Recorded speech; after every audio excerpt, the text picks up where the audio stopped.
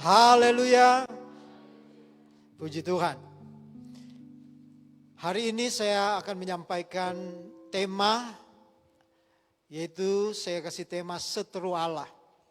Ya, saudara, memang dari judulnya ada ini ngeri-ngeri. Ngeri-ngeri tapi sedap, karena ini firman Allah.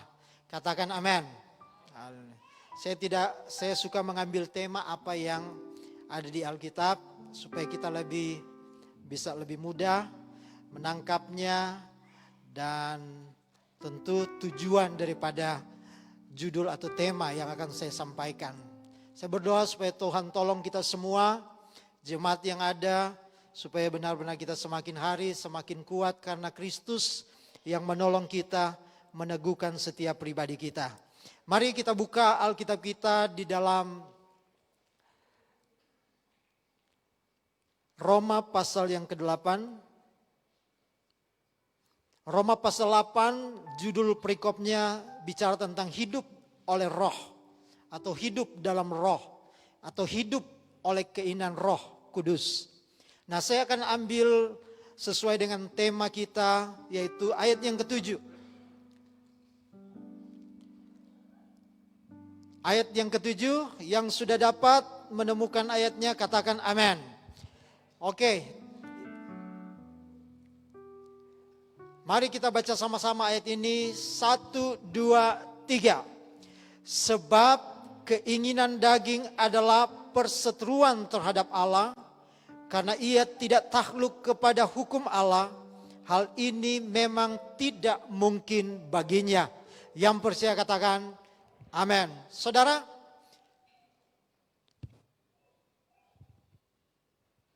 dalam Kamus Besar Bahasa Indonesia, tolong slide. Ya. Di situ kata seteru artinya musuh. Perseorangan atau orang dengan seorang. Musuh pribadi. Berseteru artinya mempunyai seteru atau bermusuhan. Menyeterui, memusuhi.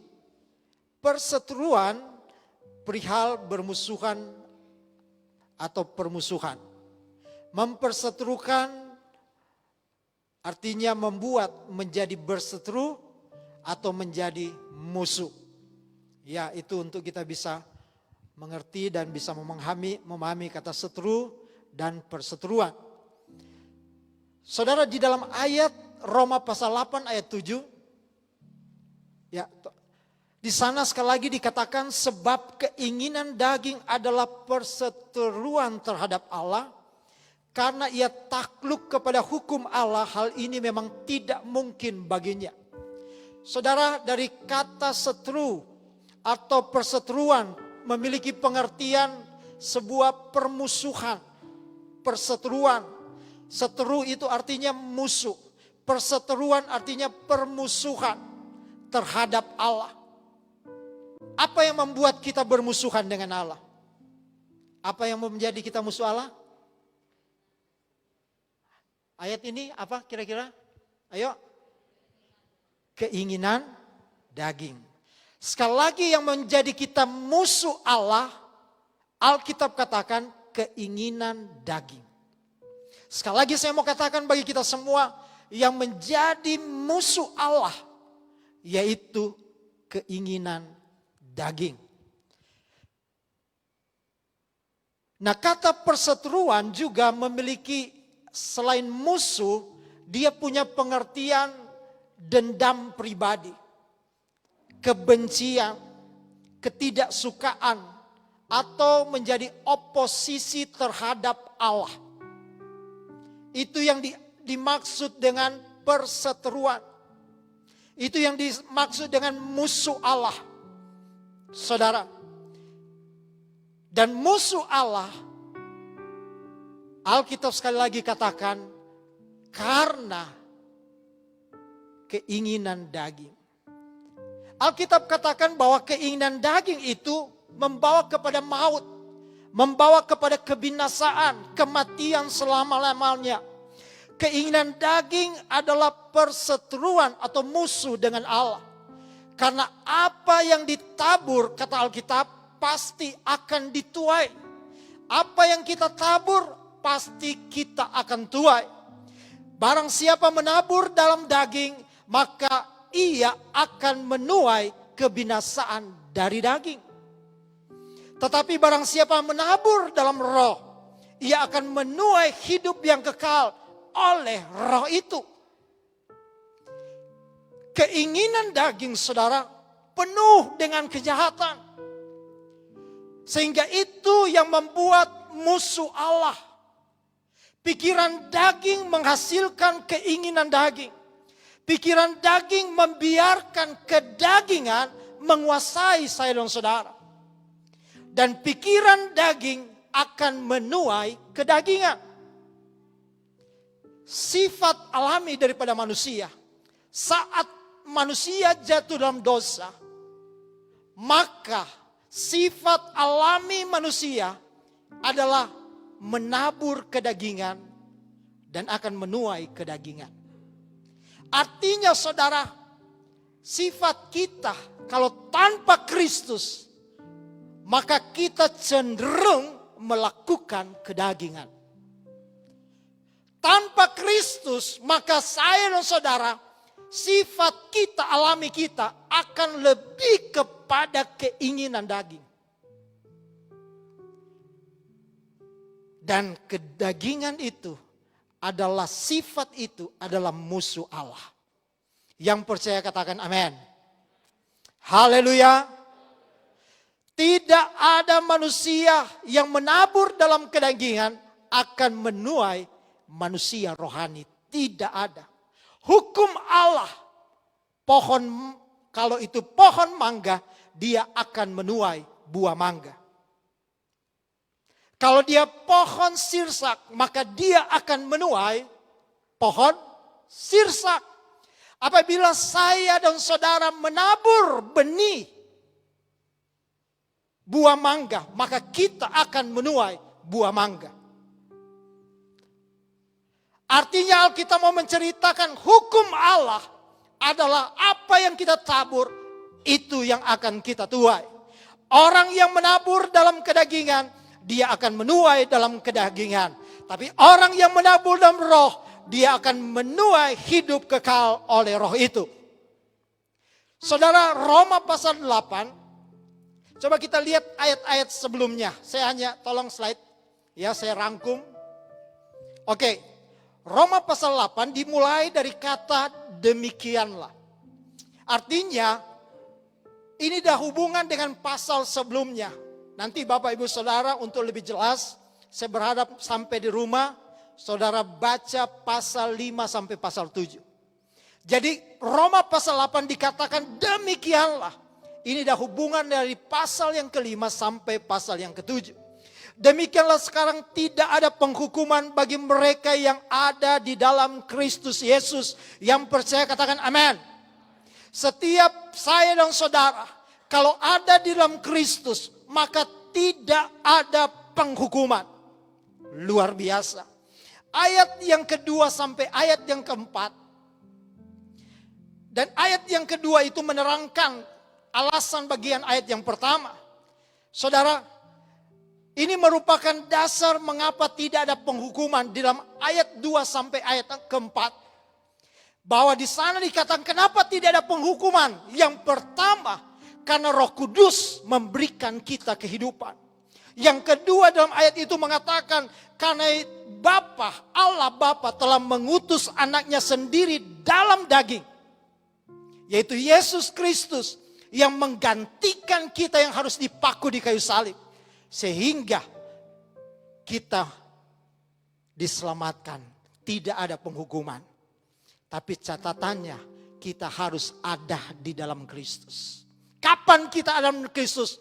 Waktu kita percaya, terima Yesus sebagai Tuhan dan Juru Selamat. Amin. Sekali lagi minggu lalu Ibu Gembala sudah katakan, jangan jadikan Tuhan hanya sebagai Juru Selamat, penolong, tempat meminta. Setiap kebutuhan, keperluan kita hanya datang kepada Tuhan hanya meminta. Tapi jadikan Tuhan sebagai Tuhan. Bukan hanya penolong, tapi dia juga penopang. Dia juga jadi Tuhan atas hidup saya dan saudara. Dan percayalah, Tuhan pasti tidak akan pernah meninggalkan kita. Ayat yang kelima. Orang yang berada dalam daging selalu memikirkan hal-hal kedagingan. Memikirkan bukan masalah pengetahuan, tetapi lebih kepada cara berpikir. Cara berpikir kita. Ayat yang keenam, orang yang berada dalam daging pasti akan menerima maut, kebinasaan selamanya. Dan ayat yang ketujuh yang merupakan tema kita hari ini. Kedagingan merupakan setru Allah. Dan ayat yang ke-8, orang yang berada dalam daging tidak mungkin berkenan kepada Allah. Nah saudara, saya rindu kita akan melihat bagaimana ciri daripada musuh Allah. Daripada setru Allah. Ciri-cirinya seperti apa?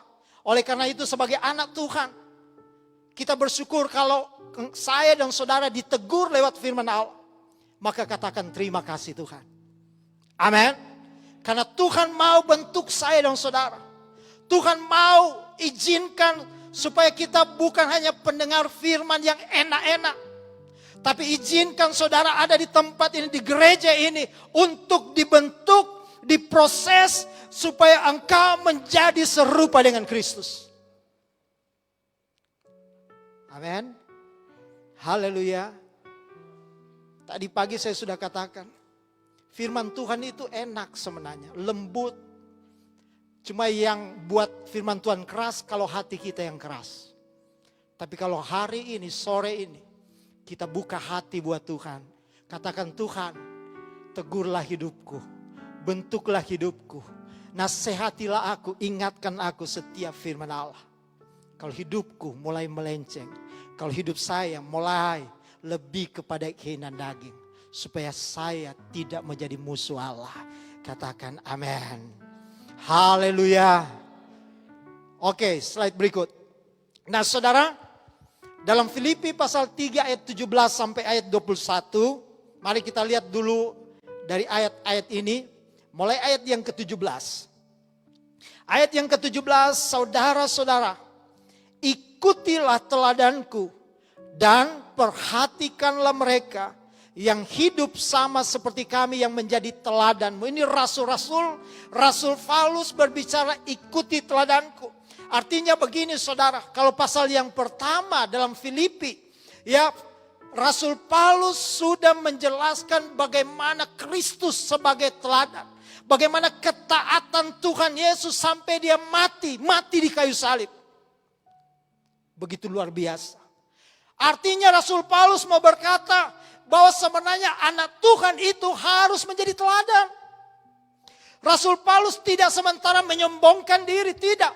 Tetapi kalau ada di antara, masa kita bisa jadi contoh. Anak Tuhan harus menjadi teladan. Kalau Kristus ada di dalam hidup saya dan saudara, dengan sendirinya pasti kita akan menjadi teladan. Teladan itu apa? Contoh. Bisa dilihat orang, menjadi patron, menjadi pola yang bisa diikuti. Dan saya percaya kalau kita ada dalam Kristus pasti kita bisa menjadi teladan. Haleluya. Ayat yang ke-18. Nah ini ayat yang ke-18, boleh baca sama-sama. Karena seperti yang telah kerap kali kukatakan kepadamu. Artinya Rasul Paulus berkali-kali ternyata mengatakan hal yang sama. Jadi kalau ada khotbah yang sama, saudara yang kata, khotbah ini lagi, khotbah itu lagi. Ya kalau diingatkan firman Allah berkali-kali, saudara katakan terima kasih. Amin. Oh terima kasih Tuhan. Kalau khotbah diingatkan. Rasul Paulus juga katakan kerap kali kukatakan kepadamu. Dan yang kunyatakan pula sekarang sambil menangis. Artinya saudara Rasul Paulus mau katakan begini, kalau kita harus jadi contoh, jadi teladan seperti Kristus yang menjadi teladan Rasul Paulus. Dan kita bisa jadi anak Tuhan, bisa jadi teladan. Saudara, mari hidup kita jadi teladan. Kalau ada orang, anak-anak Tuhan kita kenal, mulai jauh dari Tuhan, jangan diceritakan. Tapi mereka engkau ambil sikap. Seperti Rasul Paulus katakan sambil menangis. Kita punya kesedihan dalam roh. Naikkan doa. Itu tanggung jawab kita. Tanggung jawab saya dan saudara. Amin. Kalau kita lihat ada orang-orang pelayan-pelayan yang tadinya luar biasa aktif melayani Tuhan. Tiba-tiba karena kondisi, keadaan, situasi. Mungkin hari-hari mulai lemah. Jangan cerita. Tapi engkau mulai naikkan doa dan cerita kepada Tuhan. Ada kesedihan di dalam rohmu. Amin. Haleluya. Persoalannya apa? Banyak orang yang hidup sebagai seteru salib Kristus. Saudara, banyak orang yang hidup menjadi musuh dari Kristus. Yang menjadi lawan daripada Kristus. Kenapa? Ciri-cirinya seperti apa sih musuh Tuhan?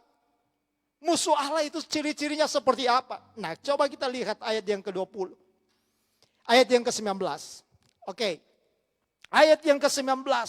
Ini ciri-ciri musuh Allah. Mari boleh baca sama-sama. Kesudahan mereka. Mereka itu artinya ayat sebelumnya yang seteru Allah. Kesudahan mereka ialah kebinasaan. Tuhan mereka ialah perut mereka. Kemuliaan mereka ialah aib mereka. Pikiran mereka semata-mata tertuju kepada perkara dunia.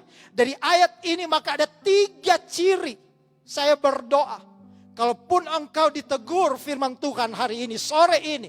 Sekali lagi saya katakan, engkau katakan terima kasih Tuhan. Sang gembala tidak tahu, tapi Tuhan tahu. Dan dia kalau engkau, terima kasih. Saya ditegur. Ciri daripada musuh Allah yang ayat di awal dengan kata kesudahan mereka ialah kebinasaan. Jadi Alkitab mau katakan, firman Allah mau katakan orang yang menjadi musuh Allah sudah pasti hidupnya kesudahan mereka adalah kebinasaan. Maut selamanya. 3 ciri musuh Allah. Yang pertama, Tuhan mereka ialah perut mereka. Saudara, ini mungkin menjadi kebutuhan utama. Siapa sih nggak butuh makan?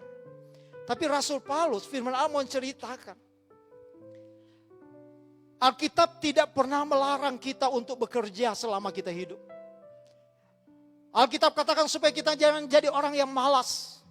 Bekerja dengan rajin. Tetapi tahukah saudara, Tuhan menciptakan saya dan saudara di muka bumi ini. Ada tujuan Tuhan menciptakan saya. Yang begitu luar biasa. Mulia manusia itu di pemandangan Tuhan. Untuk sebuah hubungan dengan Tuhan. Untuk sebuah persekutuan dengan Tuhan. Untuk sebuah kedekatan Tuhan mau ciptaannya terutama manusia itu.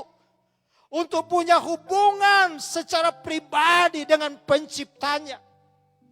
Tetapi saudara, waktu manusia jatuh dalam dosa, maka kecenderungan hati manusia, kata Alkitab, adalah berbuat jahat. Itulah keinginan daging. Keinginan dan daging begitu menguasai, lebih dominan. Dan semua hal dalam dunia ini diukur pada keinginan daging. Dan ciri yang pertama, yaitu Tuhan mereka adalah perut mereka. Sehingga orang mulai bekerja dengan susah payah. Melakukan segala sesuatu. Sampai lupa kepada Tuhannya. Yang menjadi Tuhannya atau Tuhan adalah perut mereka. Haleluya. Saudara, bekerjalah sebaik-baiknya. Karena di dalam marketplace saudara, tempat bekerjamu dimanapun, saudara harus jadi berkat. Amin, jadi contoh, jadi teladan. Tapi saya mau katakan, Tuhan harus jadi utama daripada kebutuhan secara manusiawi kita dalam dunia ini. Kalau ini kita menempatkan Tuhan yang terutama, maka saya percaya Tuhan kok tidak akan pernah meninggalkan kita. Karena janjinya Dia akan bersama dengan kita. Katakan amin. Yang kedua saudara, ciri-ciri musuh Allah. Kemuliaan mereka ialah aib mereka. Saudara, yang kalau kita lihat contoh yang paling sederhana, orang korupsi lama-lama biasa, sepertinya biasa.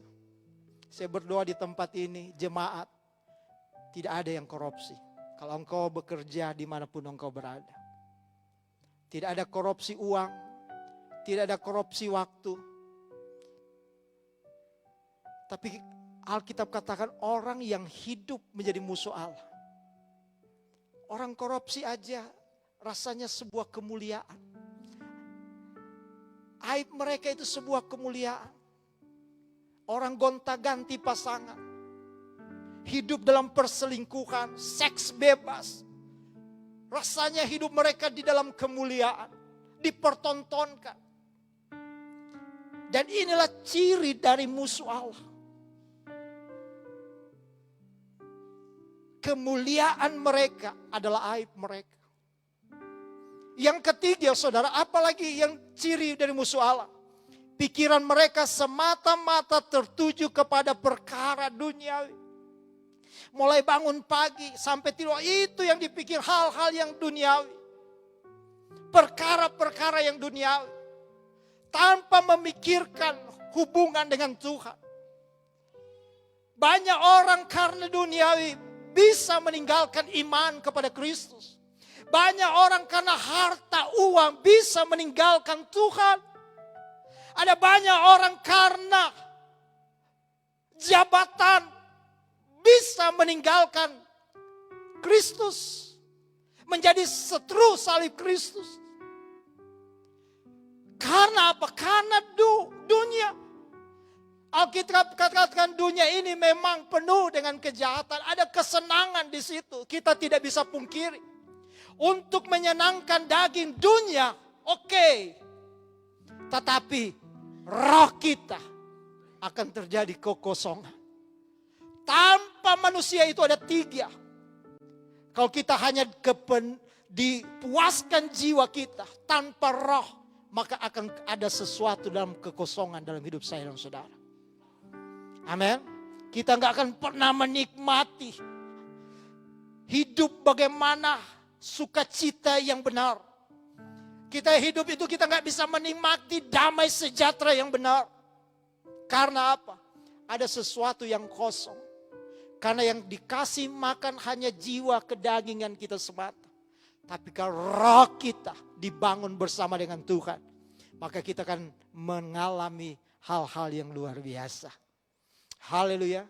Banyak orang yang kaya, tapi akhir hidupnya bunuh diri. Loncat dari gedung tingkat 5. Banyak orang secara materi pintar luar biasa, tapi mengakhiri hidup dengan tragis. Banyak artis-artis cantik, tenar luar biasa, tapi mengakhiri hidupnya dengan bunuh diri dan semuanya. Kenapa? Karena ada yang kosong. Ada yang kosong. Apa itu kosong? Kehidupan roh. Kita butuh Tuhan. Kalau kita jadi musuh Allah, maka hidup kita terbatas. Kalau Tuhan tegur saya dan saudara hari ini, karena Tuhan Yesus mengasihi saya dan saudara. Haleluya. Untuk menjadi anak-anak Tuhan yang betul-betul Tuhan akan pakai kita lebih hebat, lebih heran, lebih luar biasa. Katakan amin. Saudara, coba kita bisa tes kehidupan saya dan saudara. Sekali lagi kita bisa tes dengan hal-hal yang sederhana. Ya. Bagaimana, apakah kita memiliki ciri-ciri sebagai musuh Allah? Mungkin kalau kita cuma lihat 3 tadi, menjadi pertanyaan, apa saya menjadi musuh Allah? Tapi kita bisa tes sebenarnya kerohanian kita. Ya. dengan saya kasih sebuah pertanyaan. Saudara, saya yakin kita semua pernah membaca Alkitab. Saya yakin pernah. Dan saudara mungkin membaca Alkitab seminggu sekali. Ada mungkin yang hari-hari tertentu. Dan ada yang mungkin membaca Alkitab setiap hari. Dan saya rindu sebenarnya kita membaca Alkitab setiap hari. Kita mendengarkan firman Tuhan. Sekarang begitu mudah untuk kita dapat akses dengar khotbah di mana-mana.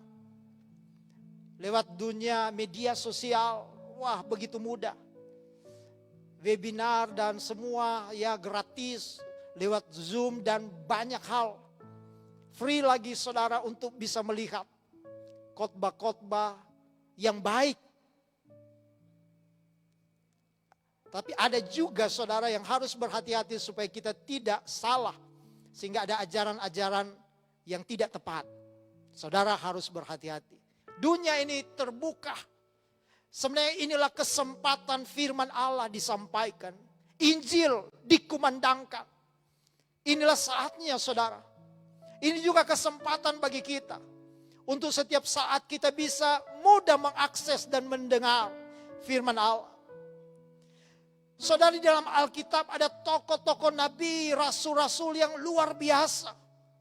Saat mereka membaca, mendengar firman Allah, apa yang mereka katakan. Dan itu ditulis di dalam Alkitab. Yehezkel, Nabi Yehezkel dia berkata begini. Maka kubukalah mulutku dan diberikannya gulungan kitab itu dan kumakan. Rasul Yohanes juga dia berkata, lalu aku mengambil kitab itu dari tangan malaikat itu dan memakannya. Saudara, kata memakan yang saya ungkapkan dari ayat-ayat ini, artinya saudara menerima firman dengan iman. Artinya Nabi Rasul waktu dia baca firman, dia betul-betul dia makan firman itu. Betul-betul dia menikmati firman itu.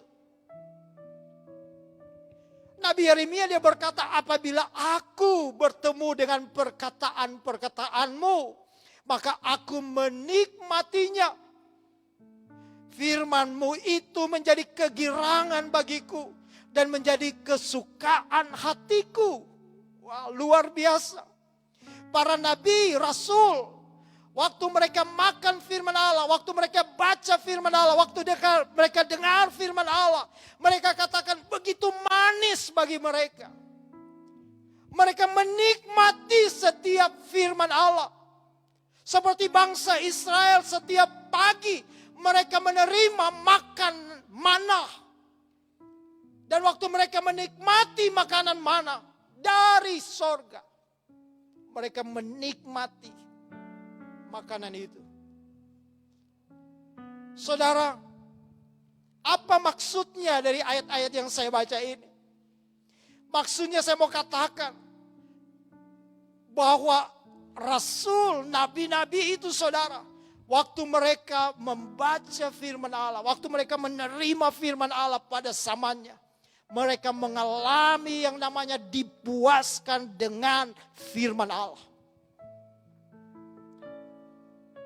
Haleluya.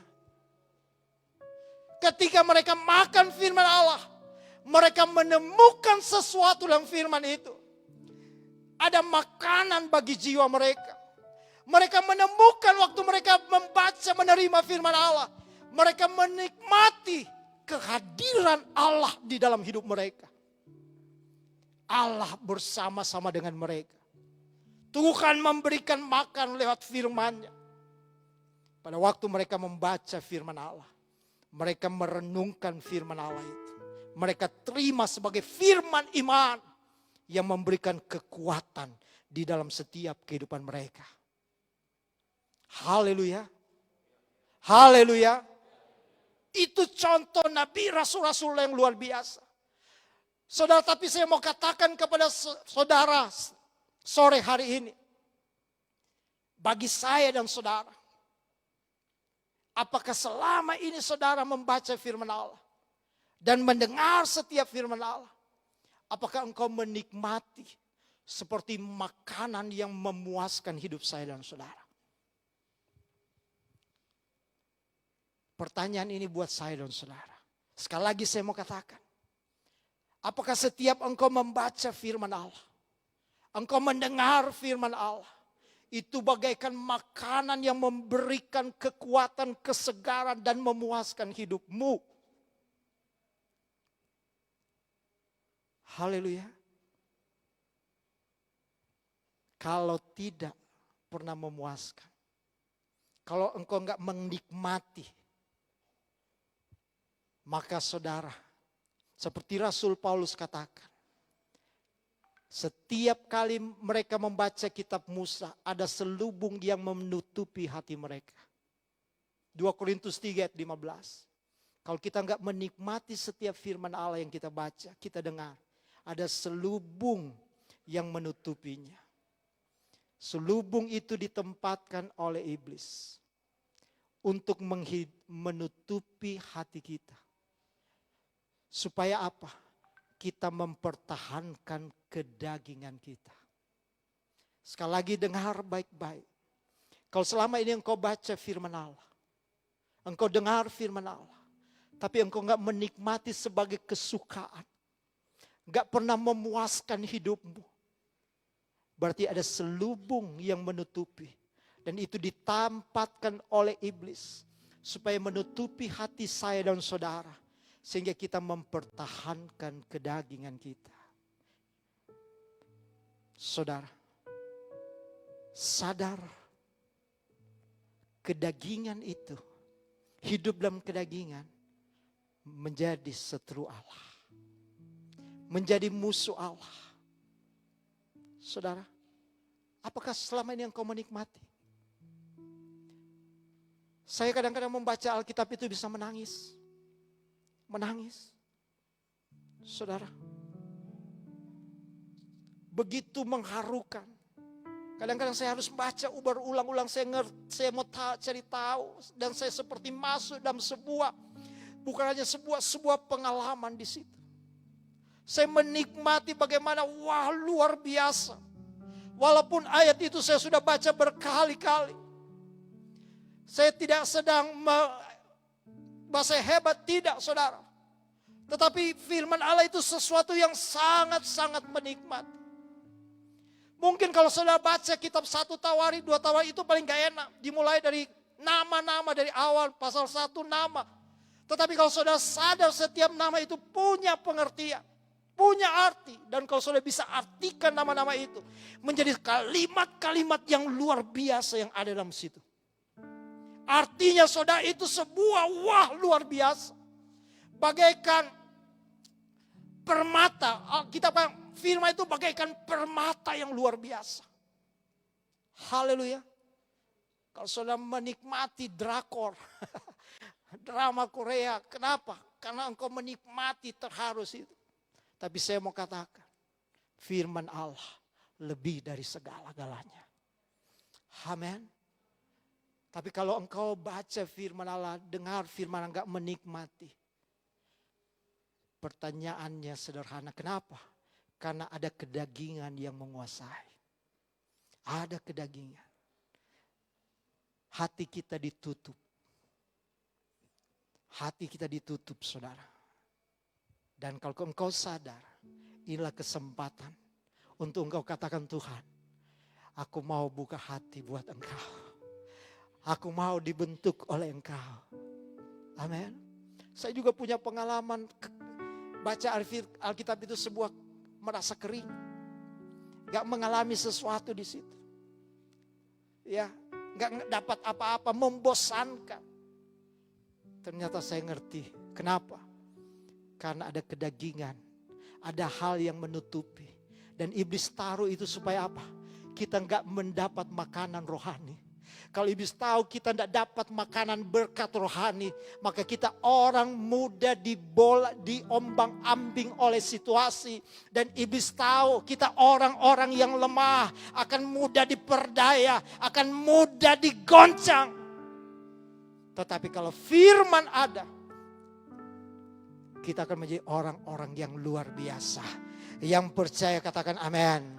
Haleluya, saya mau katakan kepada saudara, kalau saudara bacalah firman Allah, jangan baca Alkitab kayak baca Quran. Ya, yang penting tuntutan ya disuruh cepat baca selesai. Saudara nggak akan dapat apa-apa. Lebih baik saudara baca pelan-pelan, menikmati.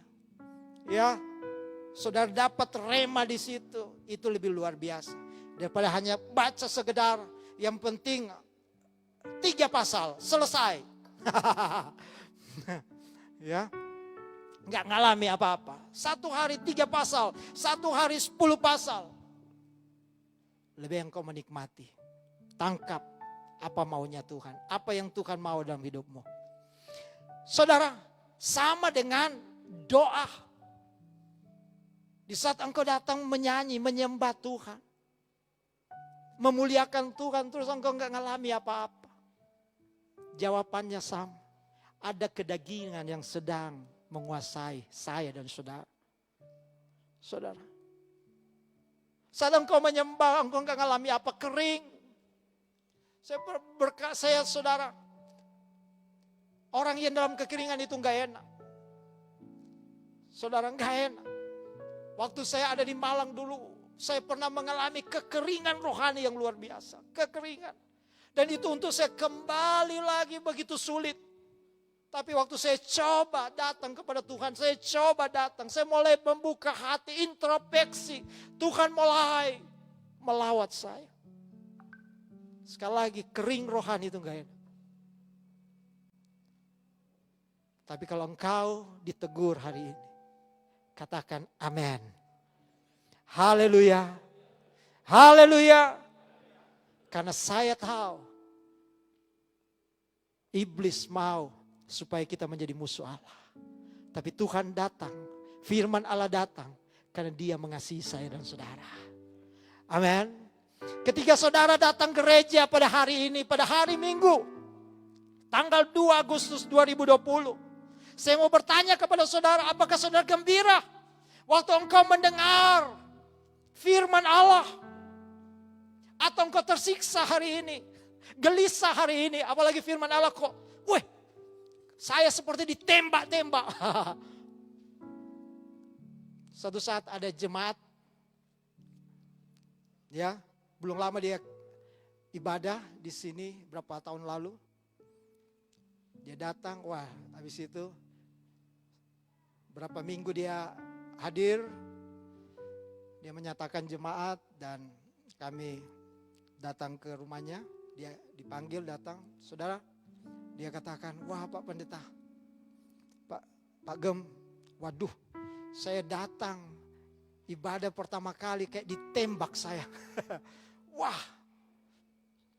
saya bilang karena Tuhan mengasihi, Tuhan mencintai. Ya, karena gembala hanya pemberita Injil saja, menyampaikan kebenaran. Tapi kalau Tuhan tegur saya dan saudara, sekali lagi karena Tuhan mencintai, mengasihi saya dan saudara. Karena musuh Allah adalah orang yang hidup kerohaniannya hampa, kosong. Serta keinginan untuk mencari Allah dan kebenarannya itu sirna, saudara. Orang yang menjadi musuh Allah itu, ya saudara, saya mau katakan jangan sampai saudara setia kelihatannya rajin ke gereja. Saya sudah sampaikan bagaimana ibadah yang benar, ibadah yang sejati. Saya nggak mau saudara datang ke gereja sudah dengan buang waktu, tenaga, ada hal mungkin yang lebih baik, lebih sibuk. Saudara bisa kerjakan di rumah, tetapi saudara datang di gereja dengan waktu yang 1,5 jam, maksimal 2 jam. Tapi karena saudara nggak ngalami sesuatu. Oleh karena itu saya sampaikan firman Allah. Supaya benar-benar setiap ibadah saudara mengalami sesuatu. Karena Kristus yang memuaskan. Bukan karena pelayan-pelayan. Bukan karena gembala. Tapi saya berdoa Tuhan Yesus yang akan memuaskan hidupmu. Buka hati buat Dia. Haleluya. Sekali lagi saya mau katakan di gereja ini saudara. Saya hanya menyampaikan kebenaran. Saudara. Saya sudah katakan saya tidak takut saudara tersinggung. Tapi saya hanya akan menyampaikan berita firman Allah. Karena saya hambanya Tuhan. Dan saya percaya saudara ada di GPD Simina. Kalau saudara dengar firman Allah. Terima firman Allah. Saya yakin saudara akan diubah oleh Tuhan. Amin. Yang mengubah adalah Tuhan. Haleluya. bagi hati yang terbuka bagi Dia. Katakan amin. Ayat yang ke-20, ayat yang ke-21, kita percaya bahwa kita, ayat yang terakhir, baca sama-sama. Karena kewargaan kita adalah di dalam sorga. Dan dari situ juga kita menantikan Tuhan Yesus Kristus sebagai juru selamat. Yang akan mengubah tubuh kita yang hina ini. Sehingga serupa dengan tubuhnya yang mulia menurut kuasanya. Yang dapat menaklukkan segala sesuatu kepada dirinya. Sekali lagi saya mau katakan, saya dan saudara, kita bukan musuh Allah. Mari jangan jadi musuh Allah. Tapi kita adalah warga kerajaan sorga.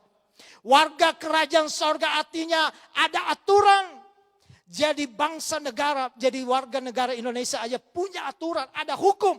Begitu juga jadi warga kerajaan sorga. Ada aturan, ada hukum. Dan kita harus mengikuti aturannya Tuhan. Kalau kita ikut aturan Tuhan, itu yang dikatakan karakter Tuhan, karakter Kristus. Maka kita dinamakan kewarganan sorga. Haleluya. Haleluya, saat kita menjadi warga kerajaan sorga. Dari situ kita akan menantikan Tuhan sebagai Kristus dan Juru Selamat. Kita siap, kita menantikan. Jadilah warga kerajaan sorga. Jangan jadi musuh Allah. Jadilah warga kerajaan sorga. Tunduklah pada pemerintahan Tuhan sebagai kepala. Dan sambil kita dalam dunia ini, melakukan tanggung jawab kita. Mengutamakan Tuhan dalam segala sesuatu. Sambil menantikan Tuhan Yesus Kristus. Artinya kapan Tuhan datang. Kapan Tuhan panggil hidup saya dan saudara. Kita, tempat kita di kerajaan sorga kekal selamanya. Sekali lagi saya dan saudara memang kita ada di dunia ini. Tapi kita punya warga kerajaan sorga. Dunia ini hanya sementara. Dunia ini hanya sementara. Tapi tempat tiga kekal adalah sorga kekal selama-lamanya. Katakan amin. Tuhan Yesus memberkati kita semua. Haleluya.